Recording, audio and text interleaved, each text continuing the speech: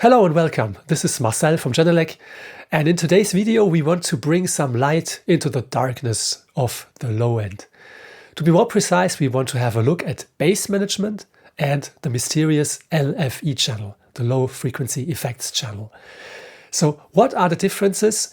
Why do we have to take care of the level alignment? So you might know we have a plus 10 dB option for the LFE channel on our subwoofers. And why can it make sense, for example, to use more than one subwoofer, multiple subwoofers? It's not just that we, of course, always are happy if you buy more than one. It's also about that it makes perfect sense if you think about headroom for your studio. And I have an expert with me today, Mr. David Ziegler from Berlin. He's working for Dolby, so he really knows that stuff. And he's a content relations manager. Welcome, David. Hello. Hey, Marcel. Thank you for the invitation. You're very welcome. David, you brought along some slides that hopefully will help us to, just understand what's happening. So if you could just start with explaining us what's the difference actually between, all of these terms we are using like bass management or LFE. Yeah, cool. Again, thanks for the invitation. We were chatting back and forth that this is actually a topic that many people don't fully understand. There's a lot of mistakes and confusion because, there is this plus 10 dB topic. There is these different terms, LFE, bass management. So we thought, let's try to put some light on that. So there are actually two different things that happen in the low end in any mixing room, in any, let's say, multi-channel mixing room. There is the LFE channel and there is a concept called bass management. And so to get a bit deeper into this, I would just start by explaining both of these, and you can stop me anytime. I will. So let's start with the LFE channel. LFE stands for low frequency effect, and that's the 0.1 in, for example, 5.1 or 7.1. The 0.1 means there is one channel that is reserved for only low frequencies.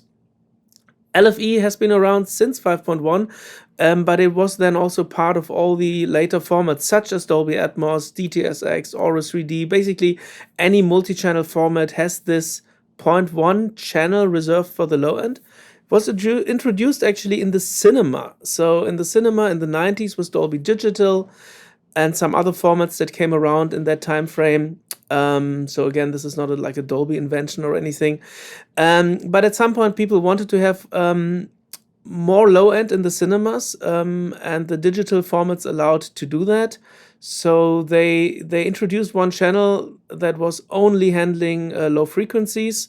The playback of that channel was sent to like large subwoofers that you put beneath the screen, behind the screen in the cinemas. In big rooms could be 5, 6 of those subwoofers next to each other, each of them playing, of course, like this one channel. So you get a lot of headroom. And to actually fully use that headroom, when people were calibrating the cinema, they were basically turning the amplifiers up by 10 dB because they could, because you suddenly had a loudspeaker that had much more low frequency headroom compared to the normal loudspeakers, to like your left, center, right, surround loudspeakers. You suddenly had these super big cabinets, and by using them, they just said, let's say we raise them by plus 10 dB.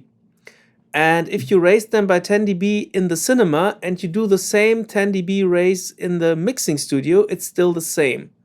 So, you're sending basically in the mixing room, let's say I'm sending a minus 20 dB pink noise to my subwoofer channel, to my 0.1. Then what I'm actually hearing is a minus 10 signal. So it's raised by 10 dB in my studio. That's why I know how loud I have to do it. And then in the cinema, it's also raised by the same 10 dB. So by doing the same calibration pattern in the mixing stage and in the playback side, everything is consistent. But technically, you always have to be aware, if you just look at the sound pressure level meter, actually the LFE channel is 10 dB louder than the mixing chain. So sending a signal to an LFE channel means it will be raised by 10 dB in the cinema. And this is how this strange plus 10 dB thing came from. So basically, without the plus 10 dB it would not have been possible technically to use these massive subwoofers to the full extent. So you somehow kept headroom during the mixing process because you just knew, okay, 10 dBs will be added in the playback, which makes it, of course, easier for the complete processing chain, first of all. Exactly. By thinking about it the other way, if you want to be really, really loud, if the dinosaur is running, if the thunder is thundering and the explosion is coming, you can effectively still send a full-scale signal, like full-scale into that LFE channel, and that effectively means you have 10 dB more physical sound pressure level that you would not get on the other channels. So this is a headroom that people can use up till full scale.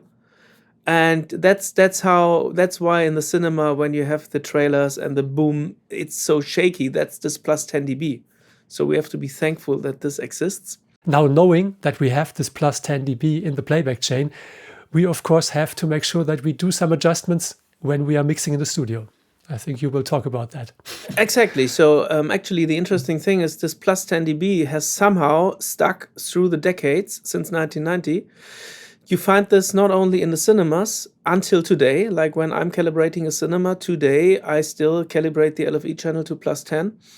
And it's the same in the home cinema system. So if you have a home theater, like a 5.1 home cinema, a Dolby Atmos home cinema, even when you buy a sound bar that comes with with this little subwoofer box that you put next to the sound bar, everything that has a subwoofer, the LFE channel is raised by 10 dB as part of the calibration. Even if you do like a manual calibration in your hi-fi receiver, it's plus 10. So that means it's super important for you as a mixer, if you're mixing for 5.1, if you're mixing for Dolby Atmos, to have this plus 10 dB in your studio, because otherwise it will be louder in the living rooms than in your studio, which is not what you want. Absolutely. This is exactly why we have this nice tick box in GLM4, where you can just adjust LFE plus 10. And this really only affects this discrete LFE channel. Exactly. So that's why this plus 10 dB checkbox usually should be on. If you're mixing for 5.1 or Dolby Atmos, you should have this plus 10 dB checkbox on, because it makes sense. That's why it is for. So absolutely. I think it's off by default, which I'm not totally agree with. So, but at least if you calibrate for Atmos, this is up for discussion, David. Absolutely. Good. Exactly. I agree with you. Cool. Now that's the LFE channel, and that's why this plus 10 dB tick box exists and why it actually makes sense. But this would be too simple. This would be only one slide. So let's make matters a bit more complicated, and let's speak about a totally unrelated topic that's called bass management. What does bass management mean? Bass management is actually a thing that does not really exist in cinemas. It's more a topic for home cinema systems, for consumer electronics, sometimes also for studios. Bass management means you're sending the low frequencies of your full range speakers, let's say your left, center, right, or your surrounds, to your subwoofers that you have in the room. This is usually done when you have speakers that don't go down to like 40 hertz, 30 hertz. Like, let's say, for example, for your surrounds, you only have, let's say, 8331s, for example. They only go down to like 50 hertz. And you say, hey, I have this massive subwoofer in my room. This can go down to 20. What a pity. Let's send the low frequencies, the lowest octave of my surround signals, to the subwoofer so that I can hear full range, even those signals. So you basically use the subwoofer to help your other loudspeakers, to make them go lower, to extend their frequency range. And this actually happens even more than in studios. This happens in consumer systems. So pretty much any soundbar, let's look at a soundbar or a smart speaker. A very small, compact device. Yeah, they probably just go to like 100 hertz. So obviously, if you buy a soundbar with a little subwoofer, it is in your best interest that this little subwoofer is not only playing the LFE channel, but is also playing the low frequencies of everything. So this little box next to your soundbar will cover the low frequencies of everything that's happening in the mix. So it basically bass manages all the channels. And actually the same thing happens, for example, in a car. Because if you think about it, in a car, you have these tiny speakers next to you in the doors, and then there's like a massive low-end driver somewhere in the lower area of the car.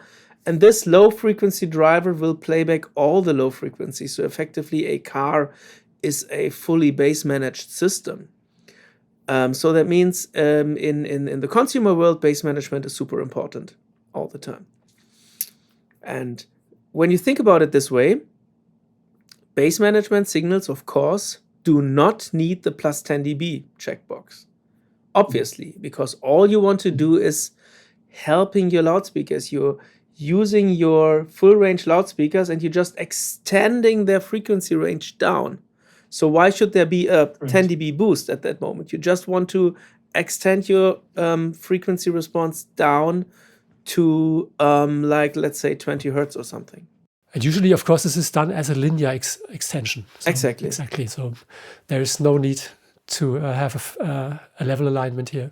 So that means bass management and LFE channel are two completely different things. Yeah, one is a dedicated channel, and it's, by the way, raised by 10 dB. The other one is just a process that happens in the room to redistribute the low frequencies. Let's put it this way.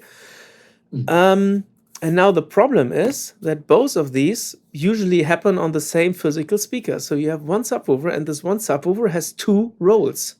It plays the LFE channel and it takes care of the bass management. So you have to be aware at any single time when you're working, two different kinds of signals will hit that same physical membrane. One signal comes from your LFE channel and the other signal might come from your bass management settings. So you might get your kick drum from your LFE channel and you might get the low frequencies that happen to be in your surrounds at that same moment, and they both meet at the membrane of your low frequency of your subwoofer, and at that point they get merged, and then you of course have only one sound wave. But that is a potential challenge. Yeah, nicely put. It can be a huge challenge, I think, especially with, for example, music mixes. So one of the things that can happen, for example, you send the same signal to your left speaker and to your LFE, and let's say your left speaker is bass managed. That means you're sending, for example, your kick drum to the left, and then you turn up that send to also send it to the LFE. What now actually happens, the kick drum that is coming from your left is ending up in the subwoofer through bass management. And the kick drum that you just sent to the LFE will also end up in the LFE, but with a plus 10 dB boost. And now both of these signals will sum, and if you're lucky, they will sum in phase. But if you did something wrong about your settings, they might even sum with different phase responses. For example, if you use a not phase linear filter, then it can actually happen that you turn on your bass management and suddenly you have less bass than before. So you have to be super careful about that. The best solution is what we usually say, okay, use your LFE, but don't send something to the LFE that you already have in other channels. That's just not needed. Record an extra kick drum and send that one to the LFE, or use a subharmonic synthesizer, or if it's a film mix, it's even easier. Send like some extra elements of your sound design to the LFE, but don't just send your left channel to the LFE. That's not a good idea. I think this is very, very important information, because I think this is a common mistake. If you don't have this post-production background where you know that you usually should have, separate channels for the LFE, you of course use your standard stuff going to stereo or to the other channels also for LFE, and then you think, what's wrong with my low end actually? Because to make it even more complicated, you have different cutoffs. Yeah? For example, if you have bass management at 70 hertz, everything below 70 is played back by the sub. But LFE usually plays up to 120. So this also can give you fantastic overlaps that you did not think about. Exactly. Some frequencies are summing and some are not. So yeah, lots of fun to be had. And the best solution is to just keep this in the back of your head when you make your mixing decisions, because then you kind of automatically will say, okay, let's be careful and double check what I'm doing here. Let's maybe toggle bass management on off to see how actually the sound changes with and without bass management. And be aware, you cannot control how your consumers, how your customers will hear it. Some of them will hear it with bass management. So that's why For you sure. cannot just For say, sure. oh, nobody will hear it with Bass Management. No, because you cannot go into every single living room in this planet. I show you on Smart how this looks. So Smart is like a version of your GLM software basically, but it's operated manually. So the measurement part that we are doing in Smart is very similar to the measurement that you see in GLM. But when we do calibrations of cinemas or studios, we do all the adjustments manually. But just to give you an idea what the software is about. So the view here is the same view that you know from GLM. So down here we have the frequencies going from 16 up to 32. And on the left we have the levels. So this is like a typical frequency response of, let's say, a left speaker. Let's make this a bit smoother. So this is, of course, the area that we're interested in. Here, the low end. And you see here, I have my frequency response is more or less flat with like plus minus 1 dB, 1.5 dB here.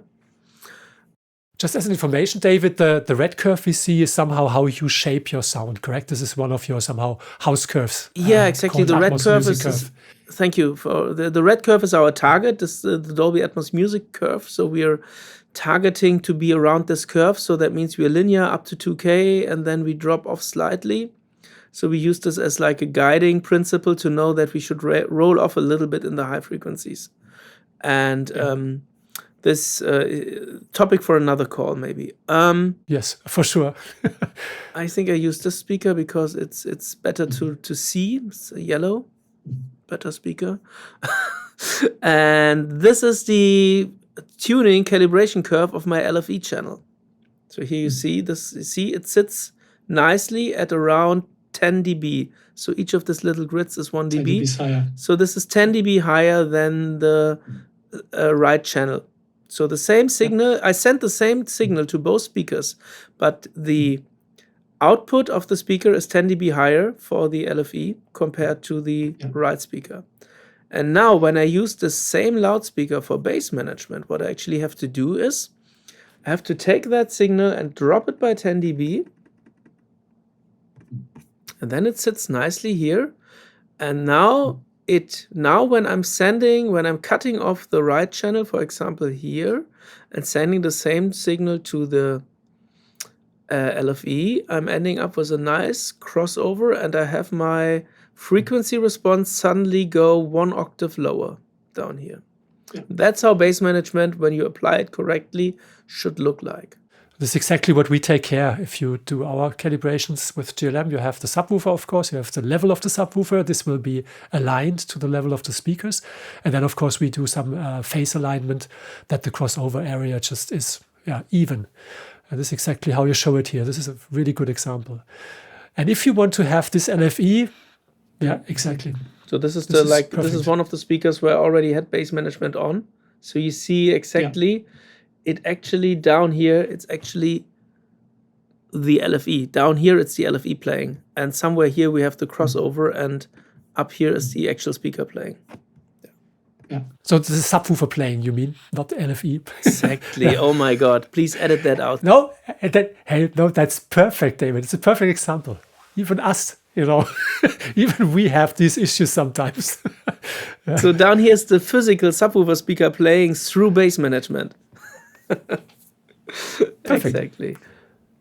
And that's also why the plus 10 dB checkbox is super important, because the 10 dB checkbox means raise the level by 10 dB, but only for the LFE channel input and not for the bass management part. Yeah. And very important, once again, that we have said it's a discrete track. So this is something that is, for example, generated. It's coming from the Blu-ray or from your streaming service, but it's a discrete track that contains LFE information.